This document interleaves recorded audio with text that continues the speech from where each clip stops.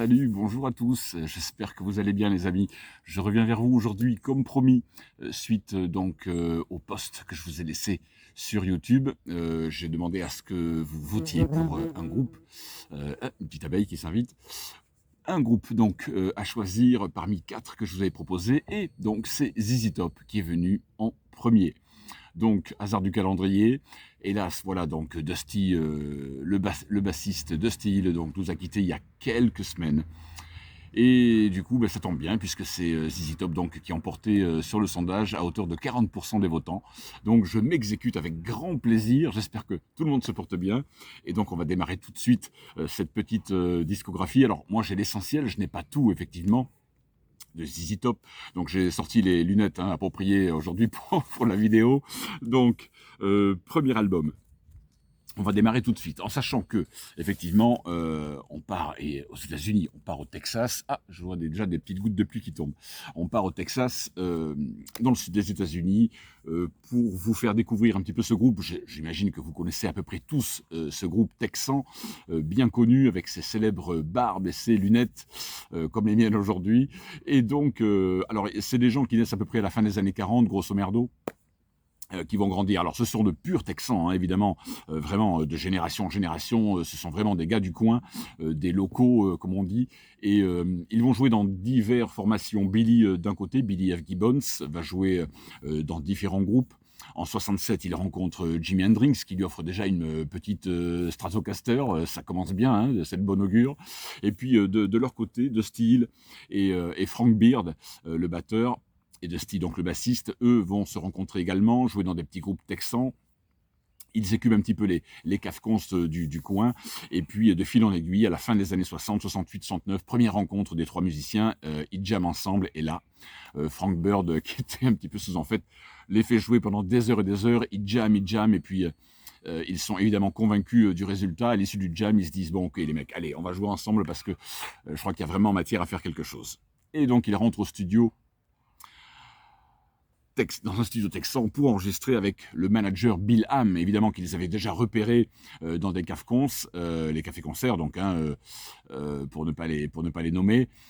Et il va donc leur proposer un contrat qui va les emmener tout droit dans un studio. Et là, ils vont chercher un son. Et puis, de fil en aiguille, ils savent pas trop quoi choisir, ils savent pas comment sonner, ils sont admiratifs du Jimi Hendrix Experience, ils sont admiratifs du groupe Cream anglais.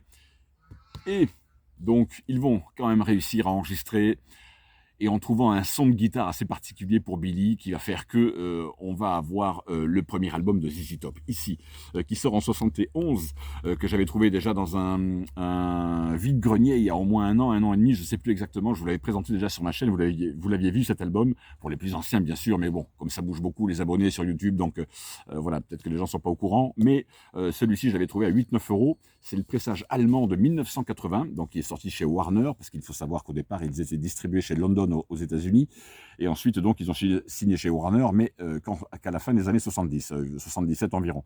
Donc là c'est la réédition de 1980 de ce premier album que moi je trouve évidemment excellent, qui n'a pas rencontré un grand succès finalement quand il est sorti. Au départ c'était vraiment un succès local, typique au Texas, mais pas encore un succès naissant connu aux États-Unis pour cet album-là. Alors je vous montre quand même le petit macaron Warner Bros, même si c'est une réédition allemande de 1980. Voilà, donc le Warner Bros se présentait ainsi, vous le connaissez tous à peu près. Et du coup, ce qui va se passer avec ce premier album, c'est qu'ils sont évidemment très très contents, très satisfaits déjà d'avoir trouvé un producteur, un manager qui va s'occuper d'eux, en la personne de Bill Ham, qui est décédé d'ailleurs il y a quelques années déjà. Mais voilà, déjà pour eux, ça c'est une franche réussite d'avoir réussi donc à enregistrer cet album. C'était pas chose facile, mais ils en sont arrivés finalement à force de travail, et du coup ils ont un son qui les satisfait à peu près. Même si on peut regretter un petit peu quand même les éditions, les pressages sur ces premiers disques, mais on va y revenir par la suite. En tout cas, 71 marque le début de leur carrière avec ce fabuleux, pour moi, disque vraiment, alors là on est typique dans le blues texan classique, avec donc ce combo de trois musiciens. Et on a vraiment un son pur du Sud, hein, donc c'est un régal quand même, attention, hein, pour les oreilles. Et il sonne quand même assez bien pour une réédition de 1980, mais en même temps c'est assez normal puisqu'il n'y a pas un grand nombre d'écarts d'années au niveau du premier pressage original et du second. Donc on est très bon sur le son. Deuxième album, ils vont rester dans la même lignée, toujours avec Bill Ham. De toute façon, ce producteur va les suivre, leur manager, pendant des années, jusqu'à la fin de leur carrière, de toute façon. Et en 72, un an plus tard, ils vont nous sortir le Rio Grande Mood. Voici ce deuxième disque, donc sorti un an plus tard, avec, pour moi, des petits bijoux. Alors ça, c'est le pressage américain. C'est pas le premier pressage de 1972, c'est une réédition, je pense, un peu plus tardive, de la fin des années 70, puisqu'il est toujours chez Warner Bros. Donc, ils sont passés, je vous dis, ils ont signé chez Warner en 77-78 environ. Donc, mais bon, c'est toujours très, très agréable d'avoir un pressage US. Je vous dirais que niveau son, la première phase, c'est pas le pressage qui fait défaut, c'est l'enregistrement. C'est vrai que sur ces deux premiers albums, le mixage est un peu, je dirais, un peu plat, ça manque un peu de dynamique, un peu de relief. Mais bon, il faut monter le potard, le volume à bloc, et on a quand même un très très bon son.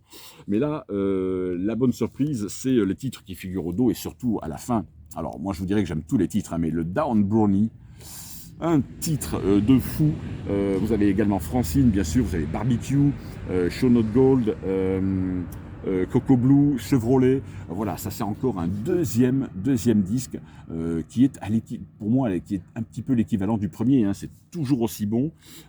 C'est vraiment la musique, encore une fois, typique du sud des États-Unis. Donc, on est vraiment là sur pour moi, des albums typiquement texans, et c'est très très bon. Tiens, j'ai la pluie qui commence à tomber, mais je vais quand même finir la vidéo parce que sinon je n'aurai pas le temps de vous la faire ce week-end, de vous la faire demain. Donc ça, c'est quand même très très bon. Essayez de vous le procurer si vous pouvez en pressage US, comme ça c'est assez sympathique. Mais bon, c'est vrai qu'il commence à être assez cher, donc il faut faire quand même assez attention. Maintenant, évidemment, les prix s'envolent. Alors si ça s'envole pour le neuf, je vous raconte même pas pour les originaux ce que ça donne. Donc, à vous de voir. Là, on arrive en 73, et 73 va sortir, ben voilà. Voilà l'album qui va les propulser, en tout cas déjà dans un premier temps, en succès national aux États-Unis. Parce qu'ils vont rencontrer Terry Manning. Terry Manning, l'ingé son qui va enregistrer des albums mythiques, qui va participer à l'enregistrement de Led Zeppelin 3, et d'ailleurs ils l'entendent cet album, le 3, et ils se disent on veut sonner comme ça. Et là, ben voilà, Terry Manning arrive justement pour leur donner un son avec une autre dynamique, un autre relief. C'est vrai que le son va être très différent. Là, pour le coup, c'est la réédition. Celle-ci, je vous la conseille pas. Même si moi, ça c'est la deuxième réédition là, qui est sortie il y a 2-3 ans. La toute première que j'avais achetée il y a 5-6 ans était une catastrophe absolue. C'est pas tellement de la faute de Rhino Vinyl, je pense pas, mais vraiment le master, ça a été un raté total. Les rééditions vraiment sont pas bonnes, en tout cas pour cet album-là, c'est pas bon du tout. Donc je vous conseille plutôt de vous tourner vers l'original US, mais si vous le trouvez avec un prix d'essence, ce qui est pas évident, que ça coûte un bras maintenant ces albums. Mais cette deuxième, la réédition, est pas si mal que ça finalement, même si le son est encore très très moyen. Parce que là, pour le coup, c'est le master qui fait défaut. Parce que le son, lui, de l'album à l'origine, je pense que l'original américain doit sonner du feu de Dieu. Mais celui-là, bon, j'ai dû me contenter de cette réédition que j'ai trouvée à 15 € il n'y a pas très longtemps non plus. Et finalement, bon, c'est quand même pas si mal. On baisse un peu les basses, on nettoie bien le disque, on retrouve un petit peu de dynamisme. Mais regardez-moi la pochette intérieure. Alors là, typiquement la bouffe mexicaine. Alors il y a les tacos, la bière du sud, il y a tout dessus quoi. Hein. Vraiment le plat typique de ce que les mecs peuvent se mettre au Texas. Et oui, ils adorent la musique, la cuisine mexicaine évidemment. Donc tout est dedans.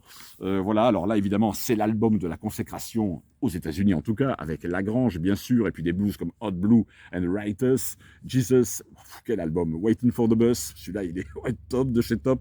Mais bon, je vous dirais que les deux premiers sont également très très bons également. Hein. Donc tout est culte là-dessus. Vous voyez, ça avait été enregistré au studio Ardent, voilà, dans le Tennessee, je crois, je sais plus où il était ce studio là. Je crois que c'était dans le Tennessee, je crois qu'ils avaient été enregistrés, ou en Californie, je sais plus. Et en tout cas, voilà, Terry Manning est aux manettes. Et là, messieurs, dames, bon son. En tout cas, pour l'original US, je pense, pour celui-là, un peu moyen. Et donc, la deuxième réédition est ressortie comme ceci, vinyle noir classique.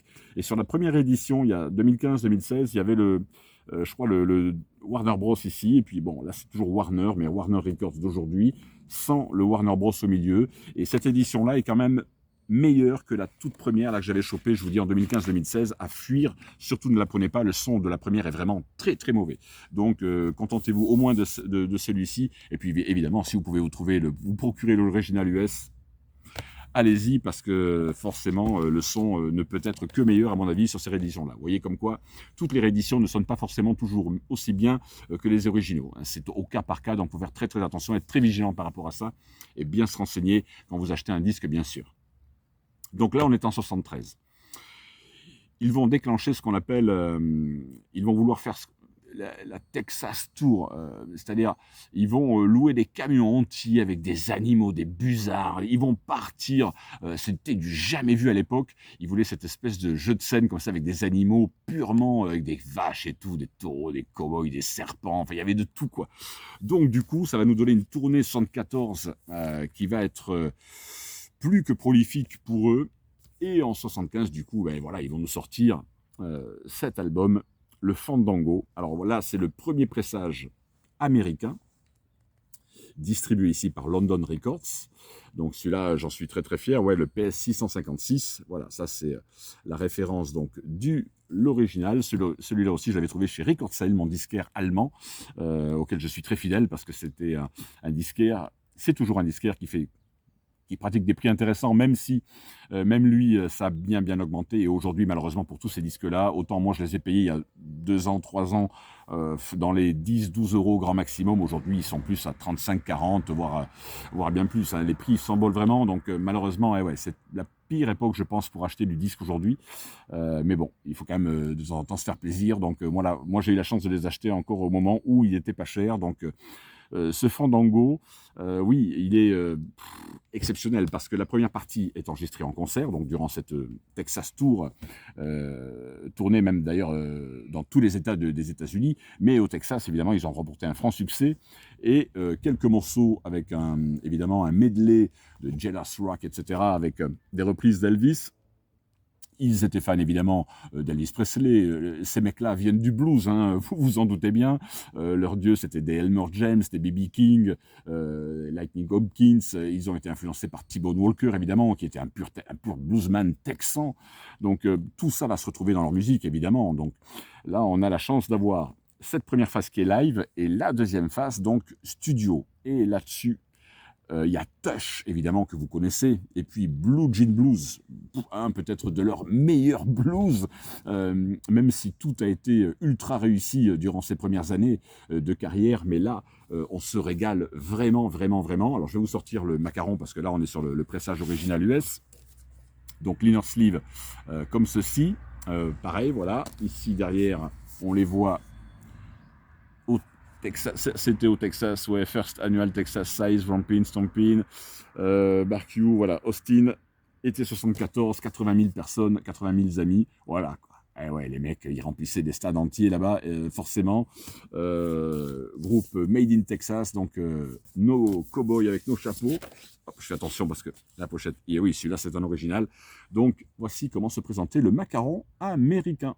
Messieurs, dames, voilà, je vous le montre en gros plan ici. Et donc, c'est cet album-là. C'est cet album-là qui va les propulser, alors non seulement aux États-Unis, mais on va commencer déjà un petit peu à en entendre parler en Europe, hein, bien sûr, même si ça va rester très timide.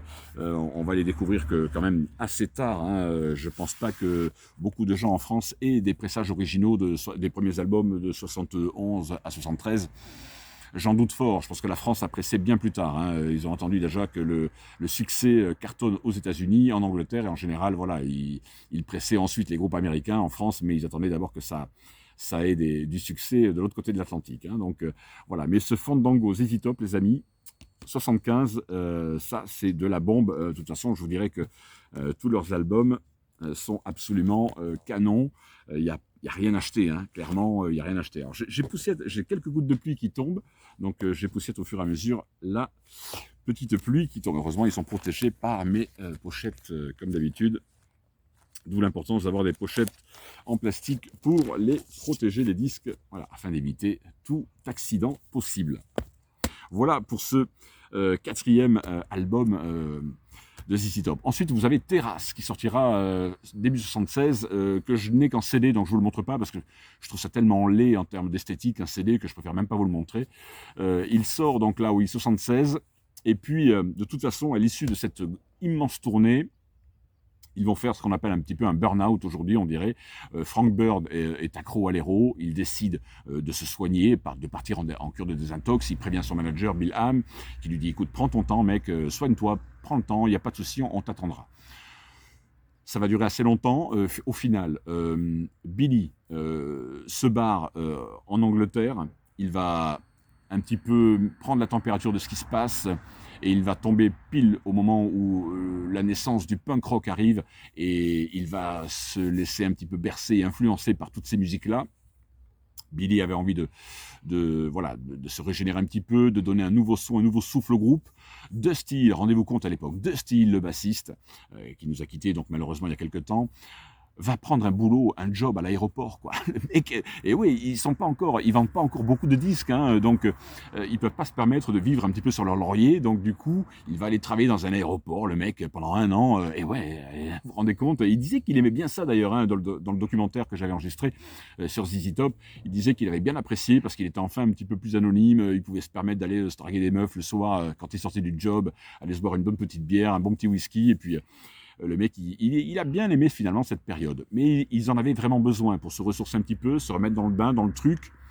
Et finalement, il va falloir attendre. Alors, il y a un petit couac avec leur maison de disques, ils quittent London parce qu'ils sortent une compilation, un best-of, et le manager Bill Ham était absolument pas d'accord du tout pour que ça sorte. Mais bon, en attendant, oui, les majors, ils veulent vendre du disque, hein, donc ils sortent des petits best-of comme ça quand les groupes sont absents. Et du coup, Bill Ham n'est pas content, et Warner Bros. Rêvait de signer ZZ Top, ils vont signer chez Warner Bros. Et il va falloir attendre donc 79 pour voir arriver cet album qui s'appelle Deguelo. Voilà, celui-là aussi, pareil, je l'avais trouvé il n'y a pas très longtemps, un an ou deux, un an et demi, je ne sais plus exactement. Je vous l'avais présenté également sur ma chaîne il y a un petit moment. Et du coup, celui-là, alors là, ils reviennent avec un truc. Alors, je l'avais trouvé à Bordeaux, cet album, 15 €. 15 €, je m'en souviens. Je l'avais trouvé à Bordeaux avec le Kiss Love Gun et un troisième aussi que j'avais trouvé. Et du coup, celui-là, il est vraiment en très très bel état. Alors, j'ai pas décollé l'étiquette ici parce que c'était l'étiquette du disquaire à l'époque, la boîte à disques Cholet, mais c'est très épais. Alors là, l'essence F là-dessus va être totalement inefficace parce que l'étiquette est beaucoup trop épaisse et du coup, vous allez arracher tout simplement votre pochette. Je voulais surtout pas l'abîmer, il est en très très bon état. Et donc, voici Deguelo. Pardon, je mets les mains dessus. Alors un album qui va trancher un petit peu, évidemment, avec les autres albums qui étaient purement blues rock, texan, boogie rock, hard bluesy rock, même on peut dire, hein, parce qu'il y a des côtés un petit peu zeppeliniens, si je puis dire, sur le son au départ, avec des guitares comme ça, des rythmes. Frank Beard était un batteur très, très carré, qui avait une frappe lourde et très efficace, hein, le mec. Donc, changement un petit peu de style. Billy Gibbons veut sonner un peu différemment, donc il va mettre des effets sur les voix, ça va donner un album que j'adore, qui est fantastique, quoi. Il n'y a que des bombes là-dessus. Regardez-moi la setlist. C'est juste absolument incroyable. Vous avez des tubes, évidemment, avec des reprises de blues de Dust My Broom d'Elmore James. Vous avez le I Thank You, ici, en tout premier, qui avait été repris par Sam and Dave à l'époque, de Stax Records. Petit clin d'œil comme ça à leurs idoles. Et puis, évidemment, Cheap Sunglasses et Esther V1, ça, voilà, des morceaux, mais d'enfer, quoi. Incroyable cet album. Vraiment un son neuf, 79. On est voilà, à la fin des 70s.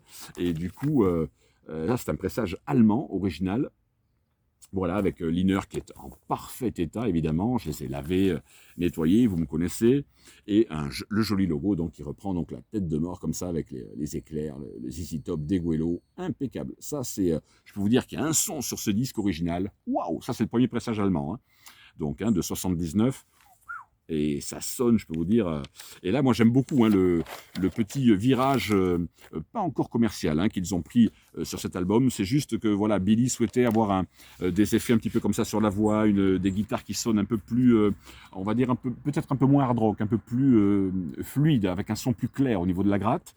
Mais même s'il y a toujours de la distorsion, de la bonne saturation, hein, mais Deguelo, Waouh, waouh. Si vous arrivez à vous le choper, je crois que celui-là, il est encore pas trop cher chez Ricordcell. Je l'avais vu encore, je crois, 10, 12 euros, 12, 14, quelque chose comme ça peut-être. Allez voir ce disquaire allemand, Ricordcell.de. Voilà, un disquaire honnête. Ils sont pas nombreux, hein, faut le dire. Voilà, donc ça c'est top de chez Top, 79. Voilà, là ils sont chez Warner et ça c'est... Ah ouais, ça c'est bon disque avec un son extraordinaire. Là en plus on gagne je trouve en termes de dynamique et tout. Il y a une patate, il y a une puissance sur ce disque qui est vraiment génial. Donc Deguelo 119 les amis, fantastique. Il faudra attendre 2 ans, 81. Ils vont faire une tournée évidemment en 80, qui se passe très bien, il va y avoir des enregistrements, mais ça va jamais voir le jour de façon officielle, il faudra attendre des années avant d'avoir des best-of live et compagnie qui sortiront après, mais bon, bref, pour l'instant, en tout cas, on n'en est pas là. 1981, le El Loco. El Loco, et c'est là qu'ils vont commencer un petit peu à laisser pousser les barbes et avoir ce look, vous voyez. Alors, ils avaient commencé avec Deguelo déjà, hein, à laisser pousser un petit peu les barbichettes. Et là, du coup, ben voilà le retour de nos amis avec un album que je trouve également très, très, très, très bon. Je sais que les grands puristes, évidemment, blues rock texan, vont s'arrêter à Fandango et après vont moins aimer déjà le virage avec Deguelo à partir de Deguelo. Mais celui-ci, je vous dirais également, regardez quoi, les titres, vous les avez forcément entendus un jour ou l'autre dans votre vie sur une radio. Alors pas aujourd'hui, hein, pas sur les radios d'aujourd'hui, évidemment, vous n'allez pas entendre ça. Hein, mais à l'époque, en tout cas, on entendait encore de très très bonnes choses en radio. Et donc voici Dinner, qui est également superbe, en très très bon état. Voilà, ça c'est le Pirate 81 Made in USA.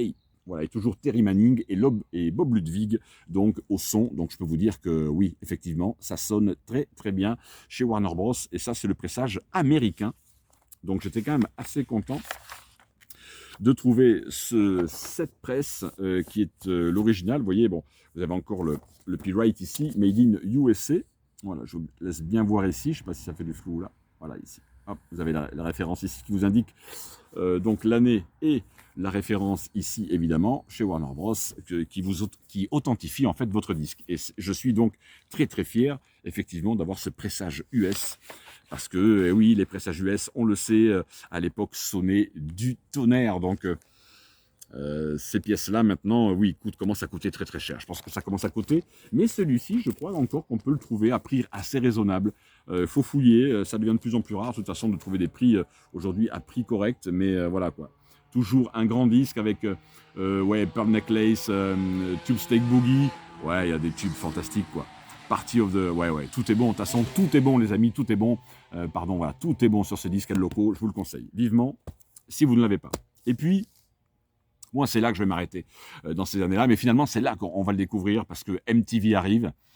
Et puis, Give me all your lovin', quoi. Give me all your lovin'. Il est là, le Eliminator. Le voici. Le disque qui va vraiment les propulser de façon interplanétaire, mondiale. Là, ils vont, rendez-vous compte, à ce jour, les mecs ont vendu 80 millions d'albums. C'est juste énorme. Sur les 80 millions, la moitié a été vendue aux États-Unis, l'autre en Europe et dans les autres pays. Mais en France, beaucoup de gens, comme moi, gamin, à 15 ans, je vais découvrir ce groupe-là. Pas avant, hein. Avant, je l'avais certainement entendu sur des radios de ci, de là, mais c'est vraiment là qu'on les découvre, parce que le clip passe en boucle à la télé. MTV, nous on n'a pas encore MTV en province ici en France, mais aux États-Unis, ça va propulser les carrières de tas d'artistes. Évidemment, dès 1982 à peu près, quand MTV arrive sur les écrans américains, et effectivement là, waouh, là on est sur du... alors là, celui-là évidemment, tout le monde connaît ce fameux clip, tourné par... je ne sais plus comment il s'appelait, le mec qui avait réalisé le clip, très connu, mais en tout cas, toujours Bob Ludwig et Terry Manning au son, et évidemment, album d'anthologie, un son absolument gigantesque. Voilà, la fameuse voiture, où on voit les 3 poupées, les 3 nanas qui descendent à la station-service et qui vont voilà, allumer le petit pompiste. Tout le monde connaît ce clip, évidemment, toujours chez Warner Bros. Là, clairement, on est sur un un album qui va marquer vraiment l'arrivée d'un son encore plus moderne. Il sonne vraiment, il colle à l'époque, ça sonne vraiment 83, même si les compos restent très bonnes. Cet album est juste excellent. Mais là, oui, les gens vont commencer à dire, oh là, ça commence à tourner au vinaigre au niveau du son, ça devient très commercial, un petit peu trop de reverb sur la caisse claire déjà, mais là encore, on est sur à peu près du bon. C'est par la suite, en 85, que moi je vais décrocher personnellement, parce que Wrath Boys, moi les caisses claires qui sonnaient avec des reverbs, ça durait... bon, je suis un ancien batteur, donc forcément, ça me parle. Et je vais donc, moi, m'arrêter sur l'album de 83 parce que je ne vais tout simplement pas aimer les albums qui vont suivre. 85, il faudra attendre 90 ensuite, des albums au compte-gouttes comme ça, Antenna en 94, je vais les voir en concert à Pau, ils passent en province en 95-96 avec mon père à l'époque et des potes du groupe, on va les voir jouer à Pau, grand moment dans ma vie, hein, concert d'Easy Top, j'avais 28 ans à peu près. Mais voilà, 1983 va marquer pour moi, et pas que pour moi d'ailleurs, la fin d'une époque. Et même si cet album les propulse vraiment de façon internationale, je trouve que c'est le dernier grand disque du groupe. Après, les albums vont être quand même plus ou moins moyens. Le dernier, La Futura, va arriver en 2012. Je l'attends, je l'ai commandé parce que je rêvais, j'étais passé à côté de ces disques quand il était sorti, donc en 2012. Et il faudra attendre pour moi 2018 pour voir le retour, mais seul, de Monsieur Billy Gibbons. Voilà, je viens de me les procurer il n'y a pas très longtemps parce que je rêvais de les avoir et en plus ça tombait bien. Au moment où j'ai fait le post, j'ai dit il me faut, c'est le disque. Je les ai reçus il n'y a pas très longtemps. 2018 pour la sortie de celui-ci, une bombe. Là on retrouve vraiment le son, même si, attention, il prend Matt Sorum derrière, hein, l'ex-batteur des Guns N' Roses, pour jouer sur cet album. Magnifique. Il en avait fait un premier qui avait un style un peu afro-cubain en 2015, je crois, 2016. Mais là, 2018, il revient. Billy avec le son, bim, ça sonne rock, texan, pur. Et c'est juste génial. Photo magnifique. Et en plus, je ne savais même pas, quand j'ai acheté le vinyle, je l'ai trouvé à 25 euros. 25 euros ce disque sur Fnac Marketplace, hein, comme d'habitude. Je passe toujours moi par les vendeurs d'Odax, Momox, Nagiri. C'est les moins chers et toujours les plus intéressants de toute façon. Et du coup, je ne savais même pas en l'achetant. Et quand j'ai ouvert le truc, je me suis dit, waouh, superbe. Regardez-moi ce bleu, c'est juste trop magnifique. Voilà. Petit macaron sympathique et couleur du disque bleu opaque. Juste magnifico. Voilà, donc j'étais en plus ravi d'avoir une édition comme ça colorée. Je me dépêche parce que j'ai des petites gouttes quand même, des petites gouttelettes qui tombent sur mes disques. J'aime pas trop ça, c'est pas à conseiller du tout. Donc de toute façon on est déjà à 25 minutes, 27 minutes. Waouh, je parle trop, je vous parle trop, mais bon, ce groupe il me fascine depuis que j'ai 15 ans, donc forcément je ne peux qu'en parler. Et voilà, ça, chef-d'œuvre, allez-y les amis. The Big Bad Blues, Billy Gibbons 2018, foncez, c'est de la dynamite. Si vous ne le connaissez pas, allez l'écouter un petit peu et vous m'en direz des nouvelles. Hein. Quand je l'ai posé sur la platine il y a quelques jours, là, parce que je l'ai vraiment reçu fraîchement, je voulais vous le présenter pour mon 3e volet de mes acquisitions d'été et pour mes cadeaux d'anniversaire. Et voilà, 2018. Et donc là, 2021, là au mois de... Il est sorti en mai-juin. Bim, le dernier, le voici, avec une surbrillance sur la voiture, regardez, c'est trop beau. Le noir est mat, et là on a une surbrillance sur la voiture, ici, sur le Big Gibbons, je me dépêche, la pluie commence à tomber, il fait un temps de merde. Donc celui-ci arrive là, je vous dis, cet été, printemps-été, pareil, même niveau que celui-ci, une pure bombe, blues rock, hard blues rock, avec toujours Matt Sorum à la batterie derrière. Ça envoie du lourd, mais Matt il joue beaucoup plus fin. Là, il est obligé de s'adapter au style musical blues texan, boogie rock, hard. Moi, je dirais plutôt hard bluesy rock, quoi. Parce que c'est hard rock quand même. C'est hard, hein, à certains moments. Alors, c'est pas du métal, bien sûr, on en est loin, mais c'est du hard bluesy rock pour moi, vraiment, quoi.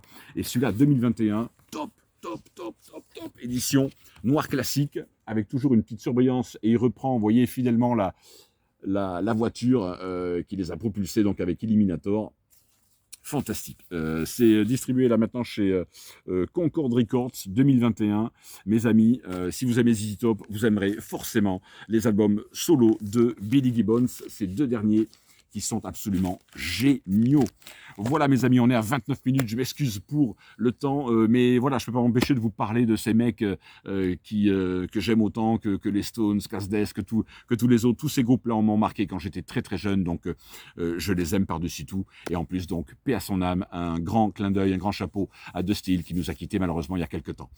Je vous remercie les amis pour votre fidélité, toujours pensez à mettre le like, toujours très important. Je reviens vers vous dans quelques jours pour vous présenter le 3e et dernier volet de mes acquisitions d'été. J'espère donc que tout ça vous a plu. Je vous dis à très bientôt, je vous embrasse à tous et à toutes. À très bientôt. Ciao, bye, salut.